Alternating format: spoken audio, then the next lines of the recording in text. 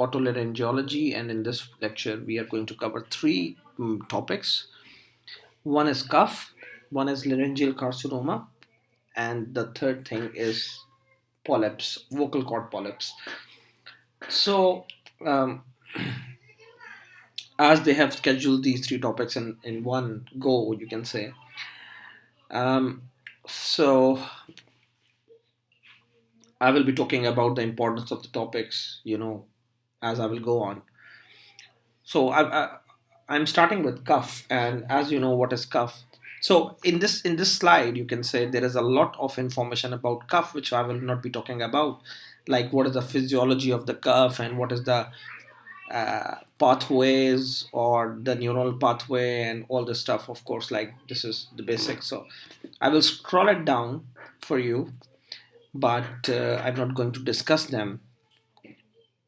So, what is cuff? Cuff is forced expulsive maneuver, usually against a closed glottis, and which is associated with a characteristic sound. So, as we know that cuff is a protective mechanism which protect our airways against different irritants or foreign bodies, because whenever anything is trying to enter in your respiratory passages, so cuff is there to expel them out, as well as sneeze is or gag reflex. All these are protective mechanisms.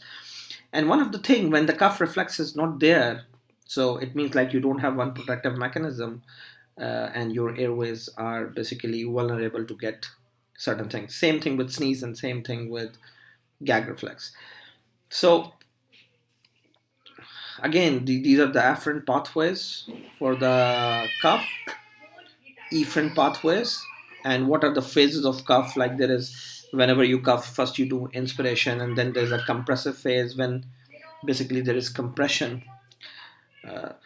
You inspire, then the glottis is closed, and then you cough. Of course, like when you close the glottis, there is pressure building inside, and then there is the expiratory phase, and then there is the relaxation phase. You can see the flow diagrams over here, and simply then the air is expelled out with pressure, and whatever is the irritants are thrown out.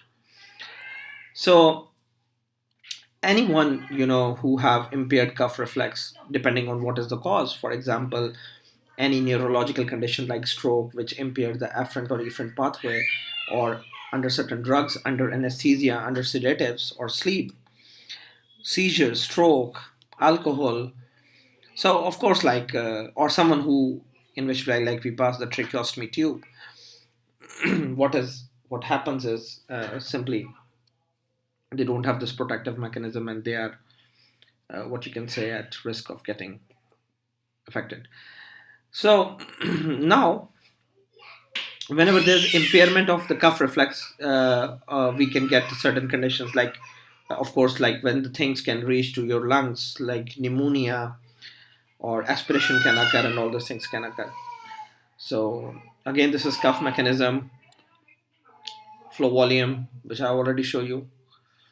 So now the clinical, because we are here to discuss the clinical side of this thing. So I will be talking about the causes, differential diagnosis, you can say, and then I will be talking about the how to take the history and physical examination you can do in cuff, right? And what are the possible investigations which we can do? Of course, like the things which I can cover in limited time. So simply, the cuff can be divided clinically on three categories. One is acute, one is subacute, and one is chronic. And as you can see, when the cuff duration is less than 3 weeks, it is called as acute. Whenever it is 3 to 8 weeks, it is subacute, and whenever it is more than 8 weeks, it is called as chronic cough. So now in this slide, what they have done is they have divided the things into acute cough causes or differential diagnosis. You can see upper respiratory tract infections as well as viral syndromes, which are the most common thing. Asthma, of course. Okay, I will tell you a more logical type of what you can say classification. Okay, So you can see like the causes of acute, as well as you can see the causes of subacute, which can be post-infectious, which could be asthma, and which could be anything. But like here, the important point is don't miss lung carcinoma. And the chronic cough is the associated with smoking, pollutants, asthma, reflux, obesity, and all these things, right? So, like I would like to talk about what you can say a more logical type of what you can say classification of the cough. So clinically, when we talk about cough, we can classify cough on into or the causes of the cough. We can remember it by this way, that the cough can be due to airway irritants. The cough can be due to airway disease, and the cough can be due to other reasons, right? So airway irritants, airway diseases, and other issues, right? Or like out of them, of course, some of them they are common causes, and some of them they are not so common causes. So like what I will be doing, I'm going to classify, or like the differential diagnosis of cough. I would be doing this in this way, that the cough can be due to multiple reasons, like airway irritants, okay, as well as airways diseases, okay, and okay, airway diseases means it can both, like all the conditions related to lungs. But okay, if you want to classify it further, you can say airway diseases and then parenchymal diseases, right? And then I would classify it like others. So talking about the airway irritants, what can be the airway irritants which can cause cough? And it's a very common thing, like when there is something irritant in the air, of course, like we cough. So for example, smoke, dust, fumes, okay, these all can cause cough, okay. As well as if you know, like some of the people who have uh, allergies, and there is continuous dripping in the back of the pharynx. Of course, like the people who have this thing, they know like how it feels like. So that is basically called as post nasal drip or dripping, right? uh, the people may have cough due to this thing, and that is called as upper airway cough syndrome, okay. As well as the cough can be due to aspiration. Now the aspiration can come from anything, like it could be the aspiration of the gastric contents, which is called as GERD, or gastroesophageal reflux disease, or as well as it could be due to foreign body aspiration, right? So all these things are irritants, and of course there are many more. uh, so so this one is like the airway irritants, and then there are airway diseases. So when we talk about the airway diseases, remember upper respiratory tract infections should come on the top, because they are the most common one, and we get affected by upper respiratory tract infections very often. Like most of the people, on an average, we get like 2 or 3 times. By the way, more than that, every year we get like upper respiratory tract infection. So it could be this thing. It could be acute or chronic bronchitis, uh, like in which like there is the bronchioles are inflamed, of course. One of the things is called as bronchiectasis. Like this is when the lung, like the alveolar walls, they are destroyed, and there is basically big cavities. One thing which should not be missed, especially in chronic cough, could be lung carcinoma. Okay, so lung carcinoma is a very important cause, and it could be asthma, a very important cause of chronic cough. It could be COPD, or chronic obstructive pulmonary disease, right? Which you will study in internal medicine. This thing. Then when we come to the parenchymal diseases, remember one of the thing called as pneumonia. Pneumonia is the infection of the lungs, right? Pneumonia is very important cause, as well as lung abscess can be the cause. And other than lung abscess, if you remember, you studied in pulmonology, interstitial lung diseases. Of course, there is a lot. And what happens in these patients? Like there is a chronic dry type of cough, okay, which they have, and of course, like there is a lot of interstitial lung diseases which can cause cough. And in the others, I would like to include the causes like pulmonary embolism can give cough, congestive heart failure can give cough. It could be drug induced, very important cause, which is due to ACE inhibitors, as well as smoking. Okay, smoking can cause cough as well. So the thing is, these are all the causes of cough. Of course, like not all the causes, because there are many other causes, but like these are, you can say, the important causes of the cough. So as you can see, what I show you, how they classify cough is like in acute, subacute, and chronic. Rather, I would like to talk about this thing, that whenever there is cough, so think of like chronic cough. So think about conditions like smoking, okay, not smoke, smoking, bronchiectasis, chronic bronchitis, lung carcinoma, asthma, COPD, ILDs, right? These are the common causes of chronic cough, as well as congestive heart failure. So, um, like they say, like most common causes of chronic cough in the non-smoking patient, and when the cough is more than 3 months, and the chest X-ray when we do, it is coming back as normal. Then think about see, most common cause of chronic cough, and see, whenever there is cough, we do X-ray, and the X-ray is coming back as normal. Then you have to think about the conditions which basically doesn't cause abnormalities on the X-ray. So in that case, what you can think of is GERD, as well as asthma, as well as postnasal drip, this thing, and ACE inhibitors, right? Of course, like in this one, chest X-ray come back as normal, but still there is cough in the patients, right? So the big three causes of chronic cough is the big three causes. So never forget, I'm going to color them. These are the big three causes: postnasal drip, okay, and asthma, okay. These are the most common big three causes which can cause cough, right? So, uh, very important things to remember in this one. So, as I told you, basically, like, if I will start reading this slide and keep on talking about, see, the causes of acute cough, and um, how many remain symptomatic, or how many people are there, and how many consult GPs, that things are not so important, by the way. But what is the important thing is to how we can approach, how we can examine, and how we can move further, right? So as we know, like postnasal drip, asthma, COPD, GERD, and all these things are the common causes of cough. And other causes, there are many.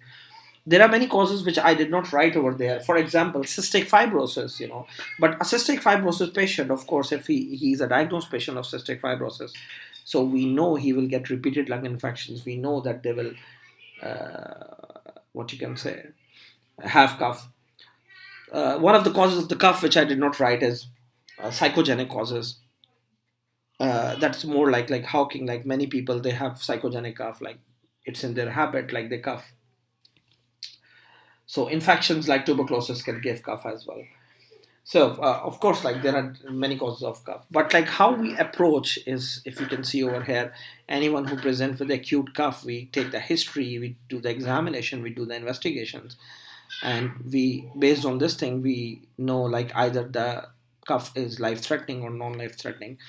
If we can say the life threatening, there is pneumonia, acute exacerbation of asthma or COPD, pulmonary embolism, heart failure.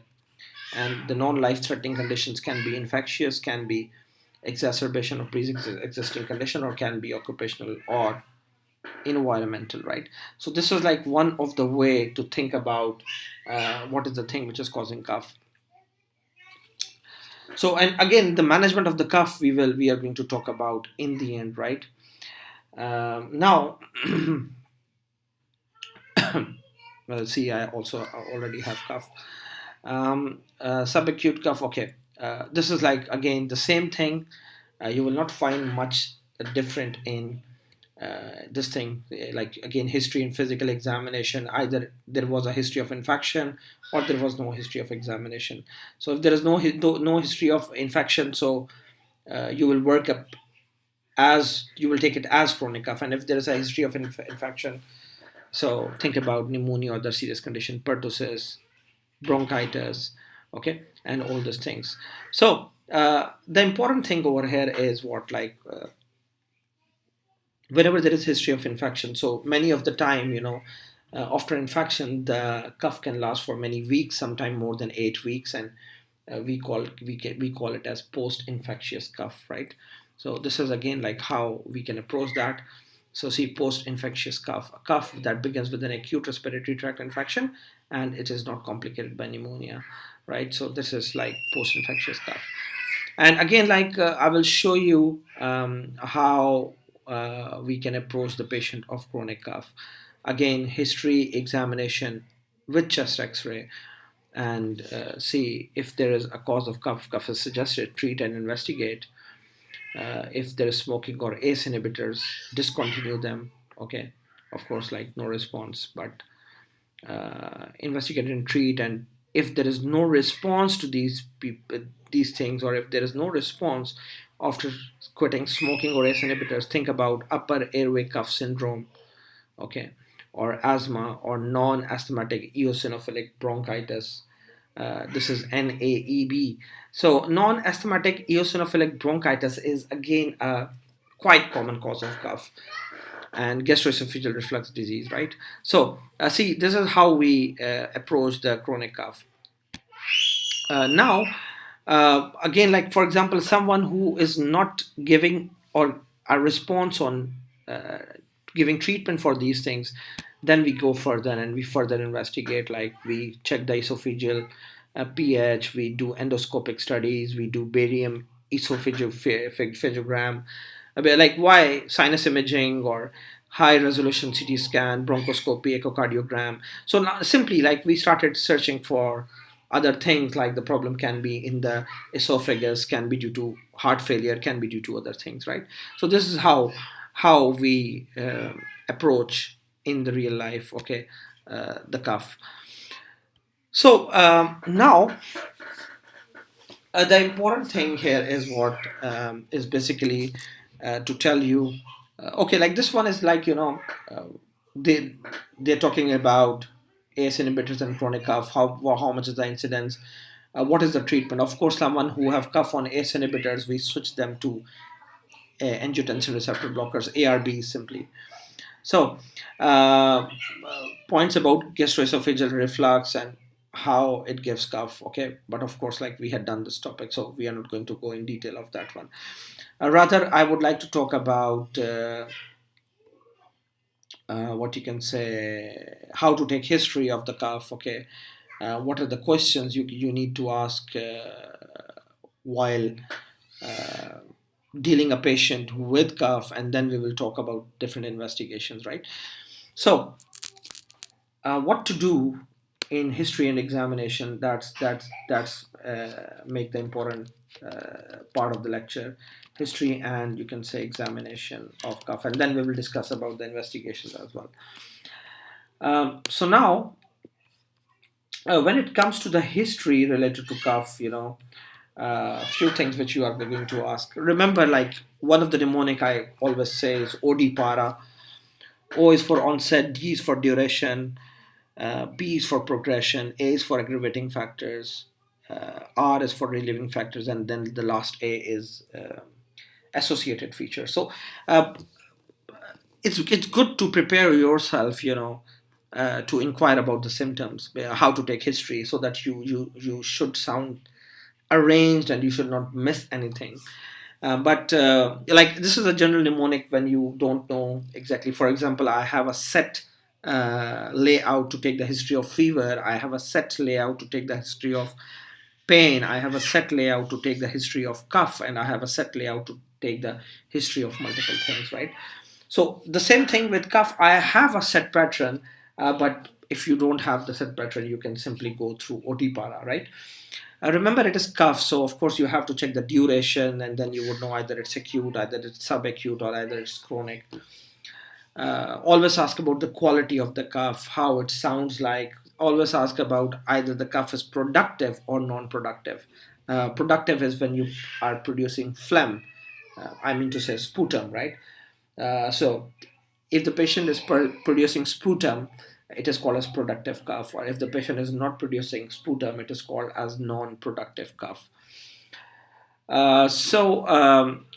Simply the one which is without sputum, we call it as dry cough. Okay, and the one which comes with sputum, we call it as productive cough.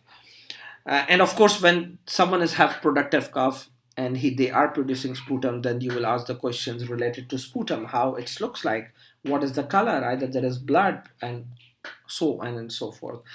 So simply, you will ask about onset of the cough. Okay, you will ask about the duration. Okay, and of course, on duration, you will be talking about either it's acute, either it's subacute, either it's chronic. You will ask the progression. Okay.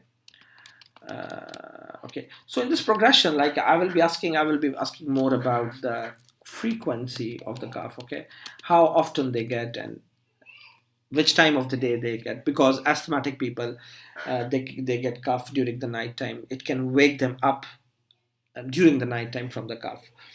uh, Things like this. Okay, so progression, frequency, and of course, like by these things, if someone is saying that, whenever he go to his workplace and then he had cough, then of course for sure there is something at his workplace. For example, maybe he's a painter, he's working with paints, and that's why he have cough whenever he go over there, right? Now, one of the thing which I will be asking about the cough is the quality. So quality means what? Like either it's dry or it's productive. Okay, and whenever it's productive, so you must ask about the sputum questions. Okay, so I can write it down over here: sputum characteristics. Okay, so we will go in this way, and again, like after that, provoking and relieving factors. Okay, you will ask to the patient factors which can provoke or relieve the thing, or one of the thing, like which we see in the cough, like if there's any recent change in the cough. Okay, so that's how we go and we inquire about the symptom which the patient present with, and once we had done this thing, then we will go. Now it's not like this that the patient tell everything. Sometimes you have to ask yourself and you have to see or judge. Okay, whatever going into your mind, it looks like infection, it looks like a cancer, it's look like XYZ, right? So in associated features or symptoms, you can say, I would be symptoms, I would be asking about fever. Okay, dyspnea. Okay, hemoptysis, as well as I will be asking about wheezing. I will be asking about chest pain. Okay, I will be asking about orthopnea. Okay, I will be asking about a very important thing called as paroxysmal nocturnal dyspnea, the dyspnea which comes during the night. Okay, I will be asking about rhinitis history to check for the postnasal drip. I will be asking about the reflux symptoms. When the people, they lay down during the night and the food comes back, and that's a very important cause of cough, by the way.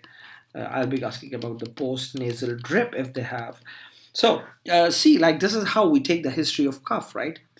From the patients. And once you have done these things, then of course you have to cover a lot more symptoms of cough. Okay, which I'll be talking here. So once you have finished this associated symptoms, then you will be looking for other things like, for example, someone have constitutional symptoms like fever, chills, fatigue. Okay, night sweats, things like this. And now see why this is very important, guys. For example, if I'm working in a country like Pakistan or India, or like some developing country where the TB prevalence is very high. So when someone is presenting with cough, and for example they have hemoptysis as well, history of hemoptysis as well, uh, I will ask them, and I would know that okay, they have night sweats also, they have low grade fever also, they have fatigue also. So see, I will start thinking about tuberculosis, right? So that's why all the questions make some sense, and then you can ask, you can check the risk factors in this patient. For example, you will be asking about smoking, you will be asking about occupation, you will be asking about exposure to someone who had the same symptoms, for example, to check for the infectious conditions like COVID-19 is one of the thing. You will ask about the family history of cancers, okay, or especially lung cancers. Okay, why? Because or even other carcinomas, simply inquire about the TB status, like if maybe the patient is a diagnosed patient of TB, or ask about the history of recent travel, okay, to see like where they had traveled, right, like this. Then go on to the medication history. What medications are important to ask in these patients are very, very important. Medicine, forget everything, never forget ACE inhibitors, okay. ACE inhibitors, their most common cause or like symptom, side effect is cough, and the cough is so severe and so bad that we had to stop this drug and move them to some other drug like ARBs, angiotensin receptor blockers. Beta blockers can also give cough, and allergies can also give coughs, okay. So maybe the patient is taking some medication for allergies, and that's a clue that maybe the cough is allergic cough, right? So this thing. Then ask about the past medical history. Okay, in this one you can ask about any conditions the patient have, like asthma, like COPD. See, the clues lie over like cystic fibrosis, right? Like congestive heart failure, or any chronic illness like GERD. Okay, so if you remember like what I talk about the causes of cough, and you would understand like what I'm doing, I'm inquiring about everything, and then go on to the social history. And the social history, the most important thing you must ask is smoking. Okay, so one of the things which I always say that a very good mnemonic for social history is SADMA, SADMA, S for smoking, A for alcohol, D for drugs, M for medications, and A for allergies. But as we had covered allergies over here, and as we had covered drugs over here, so just smoking is left, and that's what I'm putting here. So we can take the history of smoking simply, right? So that's what we do in the patients. And when it comes to the examination, then of course like we'll go to examination. In this one, a cough examination, um, what is the system you must examine? Of course, the respiratory system, right? So see, the way I will tell you the examination, the things will make sense. Of course, when we start doing the examination, we check the general appearance, right? And if the patient appeared like wasted, muscle wasting, and all this stuff, so TB, carcinomas, things like this should come into your mind.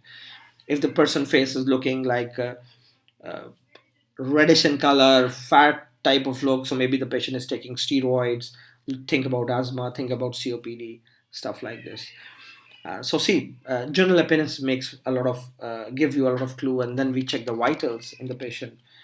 You can catch temperature, fever, you can catch oxygen saturation, you can check pulmonary embolism, you can catch heart rate, you can check, and oxygen saturation you can check.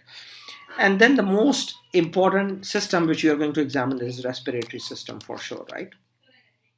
So here lies all the clues. And now respiratory tract examination will give you the guidance, either the patient have any condition like pneumonia, either the patient have anything like lung carcinoma, either the patient is having any condition like any respiratory condition, right? Okay, but before that, of course, like one thing which I missed is the examination of head and neck, right? So why I'm including this thing? So see, when I say head, what I mean to say that I'm going to open the patient mouth, I will see inside. Maybe the patient have some upper respiratory tract infection. When I will examine the neck, I can palpate the lymph nodes. Maybe the lymph nodes can be enlarged and things like this, right? So uh, when you will examine the head, maybe you will found that the patient have rhinitis as well as um, runny eyes, runny nose, things like this. So which again shows upper respiratory tract infection. So what I will be doing, I will be examining the respiratory system as well as the cardiovascular system, or you can say pericardium of the patient. Okay, so here goes your history as well as the examination. What I believe, if you know the causes of cough, this is the second most important thing you must know, because we are studying this thing from clinical point of view. And if you know how to take history, so when the cough started, how long it is like this, how it is progressing, what time of the day you get it more, either it's a dry cough or productive cough, or you are producing any phlegm or not. If yes, what is the color, consistency, blah blah blah. What any relieving or provoking factors, you know. Any recent change you found in your symptoms. Do you have fever, dyspnea, bleeding in the cough, uh, whistling sounds from your chest, chest pain, shortness of breath when you lay down, shortness of breath during night, any runny nose, all these things. See, so of course, like when we talk to the patient, we talk in their language. Okay, so that's what I'm doing. Do you have any fever, any chills, any fatigue? Now these things, of course, the patients understand. Do you smoke? What's your occupation? Any exposure to someone who have the same symptoms? Any family history of cancer, especially lung carcinoma? Have you ever get diagnosed with tuberculosis? Any history of recent travel? Are you taking any drugs? Any past history of asthma, COPD, or you can say any past history of any lung diseases or heart diseases? Do you smoke? And things like this. And then of course we are going to do the examination, and in examination we are going to do these things, cover these things. So now guys, see, though I did not mention all the causes, but what I show you over here is a lot of causes, right? So remember, whenever we go, what you can say, we have so many causes, so of course we can do a lot of investigations. So um, in examination, these are like, what are the conditions in which there can be normal chest x-ray, and what are the conditions where there is abnormal chest x-ray. So what are the investigations we can do, guys? For example, this one is a chest x-ray of someone who have left ventricular failure, and this is clubbing in idiopathic pulmonary fibrosis. So see, like, simply, uh, yes, again, see, here comes one more point. So again, general physical examination should come before that. In that one, you will get a lot of clues anyways, like clubbing, interstitial lung disease and lung carcinoma, as well as lung abscess can give you clubbing. Okay, so now, what I would like to mention is the investigations which we can do in the patients who have cough. So what are the investigations? Of course, like, I can write it down over here. Investigations which we can go for. Okay, investigations. So of course, like, a very important thing.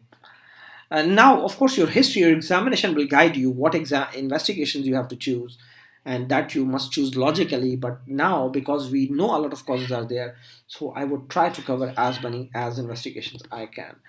So, starting from the head and going towards the toes, I can take a throat swab to check for any upper respiratory tract infections. I can do a chest x ray. I can do pulmonary function test, or you can say the spirometry. I can do upper GIT series of investigations like pH monitoring. I can take the sputum and do culture and sensitivity, right? And and especially like for tuberculosis, this is a very important thing. Okay, so what are the other things which are the causes of cough? Okay, yes, very important things. Okay, because the infections are there, so I would like to add few more investigations, which I will be adding now. Okay, I will be doing CBC. I will doing ESR and CRP. I'll be doing. We can do a MRI. We can do a CT scan of the chest, right? So I see a lot of investigations we can do for cough. Now, um, as we had covered this cough topic, one more thing which I would like to talk about is the treatment, right? Now, in the treatment um, of the cough, of course, um, treat the underlying cause is the very easy way to wind it up, right? Treat the underlying cause. Of course, we cannot discuss all treatments here, but just to tell you, there's something called as cough syrups, and I'm sure like many of you have this question in mind why I did not talk about that. So guys, uh, remember, always treat the underlying cause, right? And cough syrup is what you can say is the thing which is basically we give to suppress the cough, right? So that is symptomatic treatment. It's bad too. It's not bad, but it's not like this. Like you will start treating everyone patient symptomatically without making diagnosis. When someone comes with cough, we diagnose and we treat that cause. Rather, we don't just suppress that symptom. So cough medications are also called as cold medications. And remember, like two main things which are available in the market. One is called as cough suppressants, and one is called as the cough expectorants. So, what is the difference between this thing? Is basically cough suppressants are those like which basically suppress cough, which should not be given in infections, because in that one we need that their secretions should be thrown out. Okay, so that's why they are not the good choices. So the cough medications, they have different drugs like mucolytics are there, which are basically there to clear the mucus. There is expectorants are there, which basically they claim that it makes the coughing easier. Okay, and what is inside them is acetylcysteines and things like this. Okay, then there is something called as antitussives, right? So what are these? Like these are basically used for allergic rhinitis. You can see like they have dextromethorphan, they have antihistamine, and they have like menthol, and some of them they have decongestants as well. So simply they are symptomatic relief. Okay, which they can give to the patients. A very bad practice which I have seen like the doctors do is like they give even a 1 year old or 6 months old baby a cough syrup. The babies, their lung tissues are not well developed, like they that we should give them these type of cough syrups. So basically this thing dextromethorphan, sorry, the spelling is wrong. Dextromethorphan. This one is like a very effective drug, to decrease the cough in adults, especially in viral respiratory tract infections. And then like there is codeine as well. Codeine, this one. Okay, so codeine is also there, and you will see like all the cough syrups who are basically cough suppressants, they have codeine in them. Okay, so like these kind of many things are available. But guys, remember, when it comes to the treatment, treat the underlying cause, not the symptom, right? So I hope you understand, and then we will move to our next topic.